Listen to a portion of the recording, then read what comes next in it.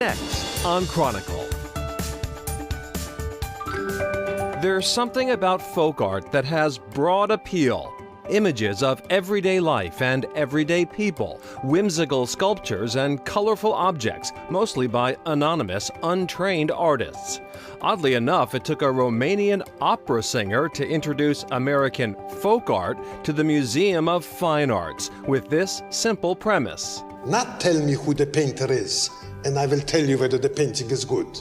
Our motto was, tell me whether the painting is good, and I don't care who the painter is. Maxim Karalik was the founder of our folk art collection here at the MFA. He gave a large portion of it and really created what the MFA has been building on for the last 60 years. Now, the MFA is taking a closer look, asking and answering the question, what is folk art? Curator Noni Gadsden. Folk art in many ways is in the eye of the beholder. It tells you more about the community doing the defining than it does about the artists themselves, because no artists ever called themselves a folk artist. So this was an opportunity to really bring out some fabulous works, some of which have never been on view at the MFA before. Including these works Karalik discovered while seeking solace in Lenox, following the death of his wife, Martha Codman. He loved the music out there. He went out to take a little break. Well, he didn't find that break because he found the Berkshire Hills Antique Show. He discovered small-scale works on paper, and he fell in love. It reignited his passion for folk art. Passion the MFA was slow to share. What a nightmare. In time, curators came around, and works on paper grew to include sculptural objects. These eagles, this fanciful whirligig, a peacock weather vane, duck decoys, and chalkware. Chalkware came to the American colonies with German immigrants.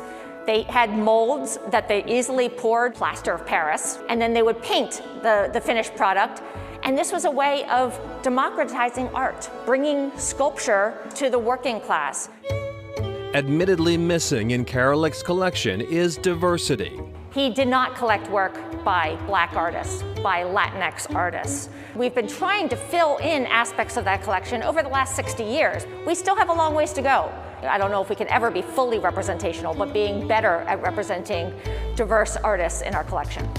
Here's a head-turner. Her name, Battleship Kate, one of the MFA's newest acquisitions, not yet on view. Cap Coleman, one of the best-known tattoo artists of the 20th century, took an existing trade figure and covered it with tattoos. And he used it as an advertisement in his shop window.